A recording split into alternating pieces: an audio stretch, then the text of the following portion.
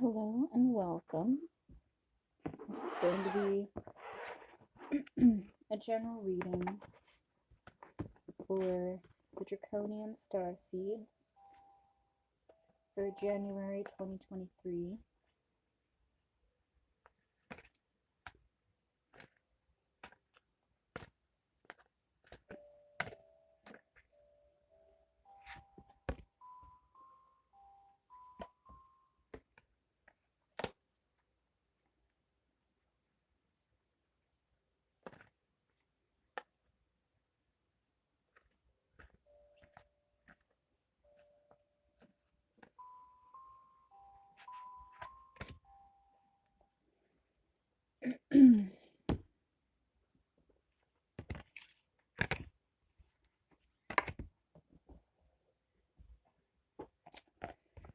So we're going to start out with 19.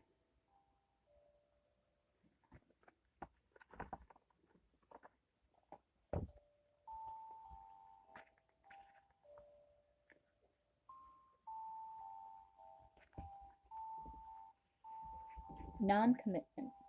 If you have drawn the sigil, no matter whether or not you are admitting to it, and no matter even whether or not you are aware of it, you are not committed. Commitment is a state of dedication. It can be defined simply in this way: to commit to something is to give your energy to something. It is to put yourself into something. The more committed you are to something, the more of your energy and therefore yourself you put into that thing. If you sit with this idea of commitment for a minute, you might already be experiencing the awareness of where you are not committed, and potentially even of what exactly scares you so badly about commitment in the scenario at hand. If not, I want you to ask yourself, what is so scary about giving my energy to something or putting myself fully into something? Ask yourself this question in the context of the situation at hand. Here's a hint. Most fears on this earth boil down to the intense fear that something will be lost. For example, even if your fear is that you will gain problems, the flip side of that fear is the fear that you will lose inner peace. Some people simply fear and therefore avoid commitment in general. The most common fear experienced by people who fear commitment is the fear of being trapped and therefore losing freedom. If you fear commitment, your fear has caused you to develop an addiction to the sweet security of escape. Decisions are the ultimate fear if you fear commitment in and of itself. You especially fear making decisions because you feel that by doing so you will lose options. You fear making the wrong decision and being trapped with the potential consequences, especially losses, of that choice. And this is your personal subconscious definition of failure. If you are not committing, it is likely that you have a subconscious commitment in this situation.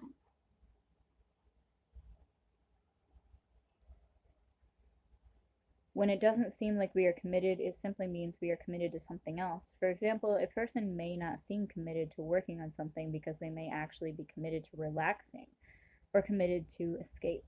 We are usually operating according to a subconscious commitment. When we say I'll try instead of I will, this is because for people who are generally committed, they own their free will instead of leaving outcomes in the hands of other people or circumstances.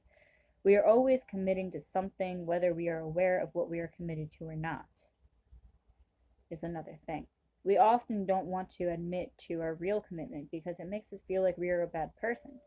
If you've drawn this sigil, the only way to create any improvement in this situation is to become aware of what you are really committed to, and to either commit to what needs to be committed to in this situation, or to clearly choose not to commit and communicate that to others. You cannot have one foot in and one foot out.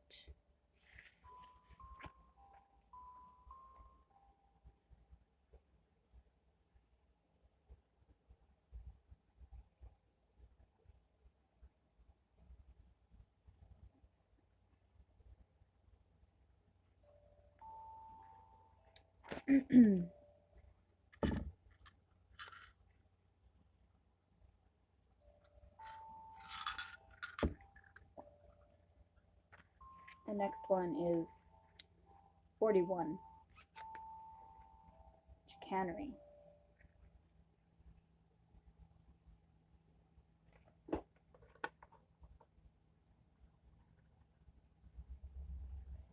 If you have drawn this sigil, the extremely positive attitude or behavior you are showing towards something suggests that you feel lack or fear you lack, a trait you deeply desire.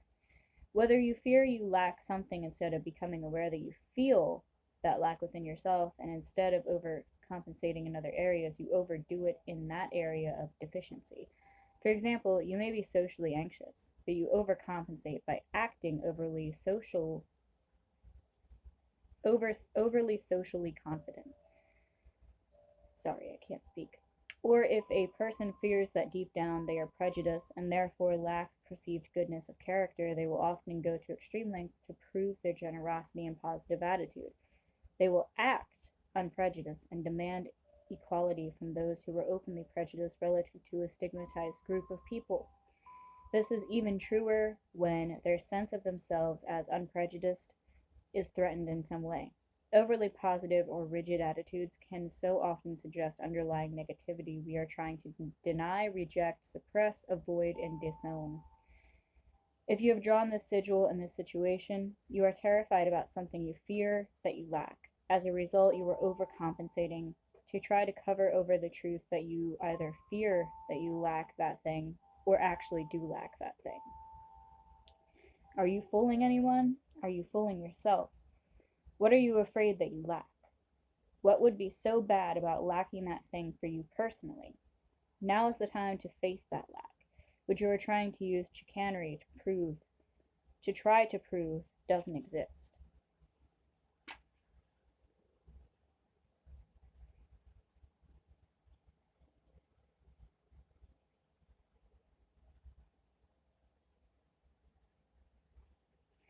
'56.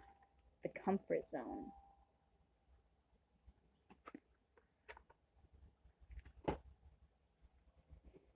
If you have drawn this sigil, you are not clearly seeing that so much of what you are doing is about your aversion to the unfamiliar. And sometimes aversion to the unfamiliar is the way to ensure you will never line up with what you truly desire and truly need. Things that are familiar feel safe to us. They feel known and predictable and controllable. It is perfectly understandable why we gravitate towards things that are safe, but this can lead us to a life of limitation. When we are familiar with something, like a culture, for example, we tend to have an aversion to contact with or use of ideas, practices, products, and even knowledge that exists outside that culture. It doesn't take a genius to see how much of a problem that can be. The misconception people have about anyone who is afraid of getting out of their comfort zone is that they are afraid of the unknown. Knowledge is often used by the ego to keep itself away from the rocky seas of uncertainty. But the idea that anyone fears this unknown is totally false. You don't fear the unknown. If we truly feared the unknown, babies would fear everything, and they do not. What we fear is what we project into the unknown based on our previous experiences. When we are facing the unknown, the mind goes to work projecting its already acquired fears into the unknown to try to predict what lies there, and then goes to work trying to figure out how to avoid those fears. It is those projections that we fear. For example, if we quit a job that we have been working at for 10 years to do something radically new and different with our lives, we are venturing into the unknown. But we don't fear that unknown in and of itself. We fear the potential failure and fall from grace that we could experience socially by venturing into the unknown. We fear this because we have experienced the feeling of failure and fall from grace before and wish to avoid this feeling at all costs. And we fear the potential unwanted things we predict that the unknown could contain. If we learned to not project our fears into the unknown would no longer be scary. If you've drawn this sigil, you are using the fears you are imagining exist outside your safety zone to validate your choice to stay in your safety zone. And so you are a prisoner to your own refusal to feel uncomfortable. Getting out of your safety zone, which is what you really need to do at this time, implies being willing to experience discomfort for the sake of your own expansion. If you have drawn this sigil, you probably already know what you need to do as opposed to staying in your comfort zone. You are probably well aware of what you are avoiding, just not fully why. Therefore, once you know what step you are being called to take that is outside your comfort zone, what feels like a stretch for you right now, you need to take it.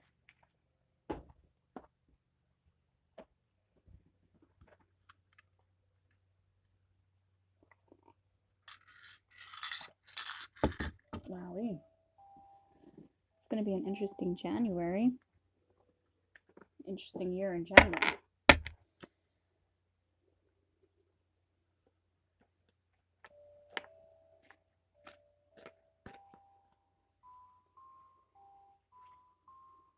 It's sort of like falling off a horse, you know?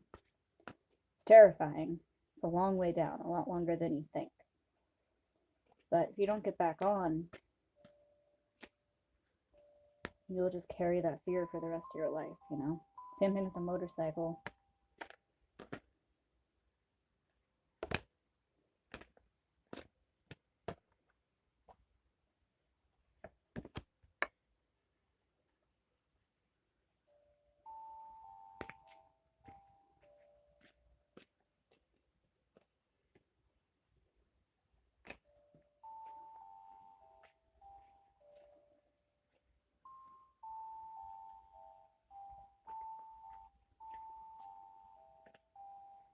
Seven of Wands. The devil wanted to come out. He kept trying to come out, and I think this is so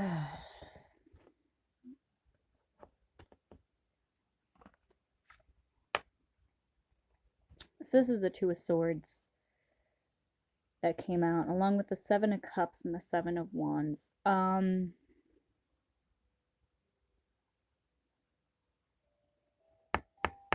Some of you, it's almost like you don't know if you want to expend that energy, you know. It's almost like you know what you want to change, or you at least have an idea of what category to look into to change. But you're just like, do I really want to put forth that energy and expense? Others of you, it's an image problem, whether it's like ego, pride, trauma, a negative self-image of yourself. You're standing in your own way because of a theory that you have about yourself. And that theory can fall into the categories of pride, ego, self image, or all of them in general. Or an emotional trauma, physical, mental trauma. So I think it's almost like it's an emotional wound that would heal the psychological.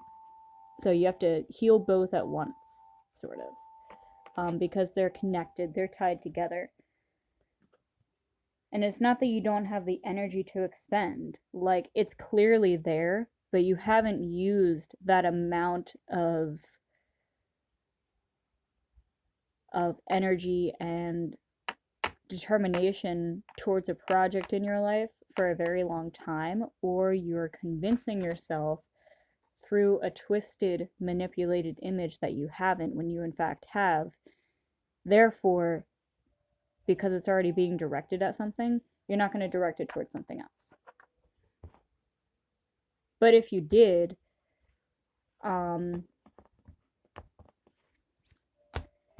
it would be like a whole new world. And whatever it is that you're trying to change or turn around or whatever, it's a working project, so it's something that needs to be nurtured. And I think that's where that almost like a doubtful feeling,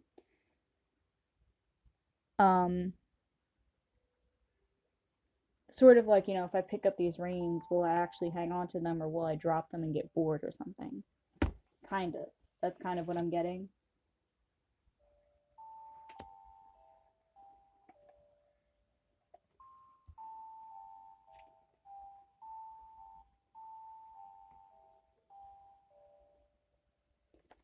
I also feel like you forget or just don't even really know what joy is, what happiness is. Like, you don't know what makes you happy. And, like, so boredom can often be mistaken for peace, right? And I think really a good start would just be figuring out what actually makes you happy. And then what about you, as far as emotionally, mentally, psychologically, or physically, is getting in the way of that happiness? Is it a mindset based off of childhood trauma or something like that, of that nature? Could it be just your own self-image? There's a reflection somewhere when you look at your inner self, and the reflection that shines back at you is standing in the way.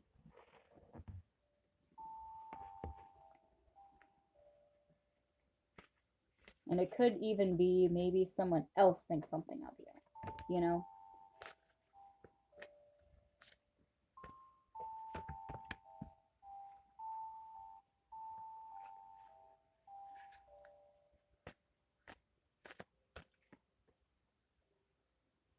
Mm-hmm. So let's just say it is someone else's stigma towards you. Like, it's almost like being friends with a bully, and you're just like, it's okay, I'll let them put me down because it's easy. Like, and because it's better than being alone, sort of. It's easier to stick with this current group than to find another one. Because now I have to build connection. Now I have to set aside time to get to know these people and make good memories with these people. And it's also like I could be spending that time with the friends I already have, sort of a thing. And this could be in relation to money or like your career as well, you know? But wouldn't you rather live a life with a career or people who you actually feel connected with than instead of being on your deathbed and just be like, well, fuck it, you know, at least I wasn't alone. Like, I don't know, it just sounds kind of sad to me. And I think by facing what's blocking the light from shining in these windows, you're going to make those connections that you need, whether it has to do with job offers, new friends, a new group of people that you surround yourself with. I mean, you know, you become who you surround yourself with. Scientifically, we are all products of our environment. So when you put yourself in a specific environment for long enough, you become a piece of that environment, right? And then when you leave that environment, you carry part of that environment with you. So are you carrying pieces of what you have decided to include yourself with that you're proud to say you carry that with you? If that makes any sense.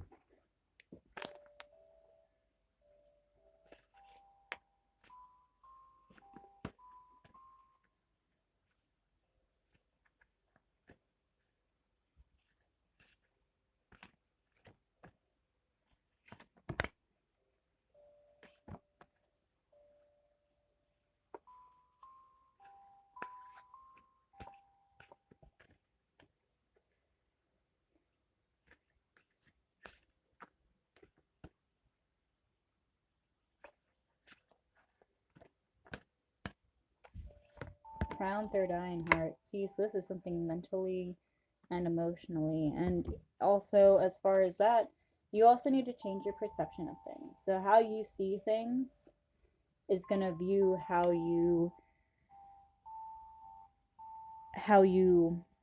categorize it within, right?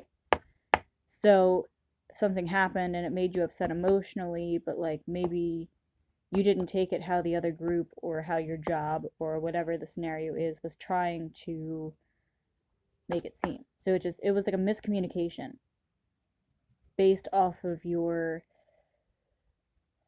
fogged over perception. So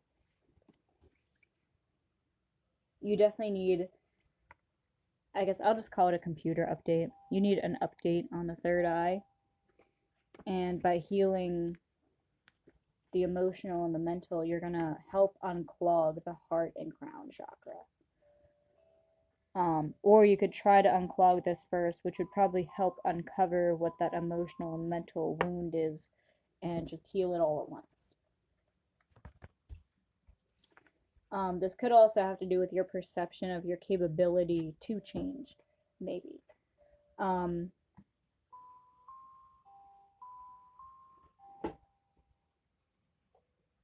Keeper of the Light.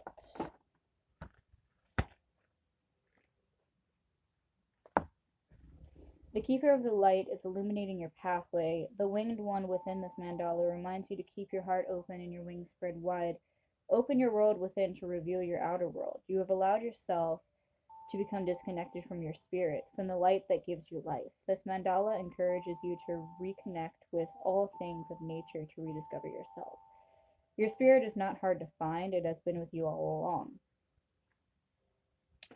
You know, they say when we die, we lose, like, I think, what is it, 26 ounces or something? It's some minuscule amount of weight.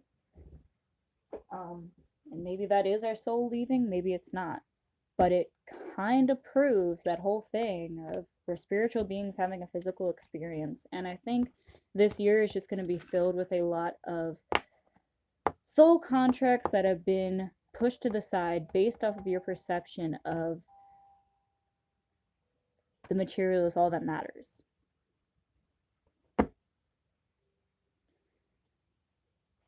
Yeah. And that doesn't mean it's going to be a bad year. Because with achieving those soul contracts and getting them out of the way comes with leveling up, a new perspective, new connections. How many times did you make a drastic change and you made a lifelong friend from that drastic change, you know?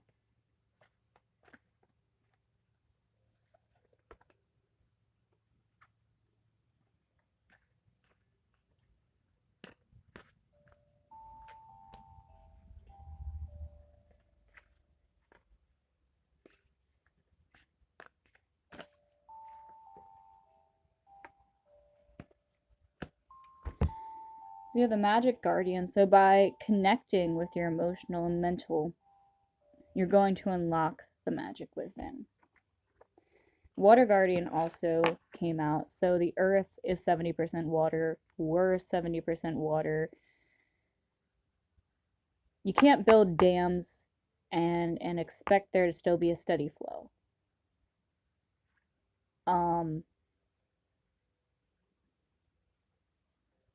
You need to connect with your past, with your memories, with yourself, how you feel about your past. More than anything, you need to heal it and let it go with love. Because by hanging on to that hatred, by not forgiving, it's going to keep the crown chakra blocked. Okay? And having that hatred and inability to forgive is not going to allow you to unfog your perception.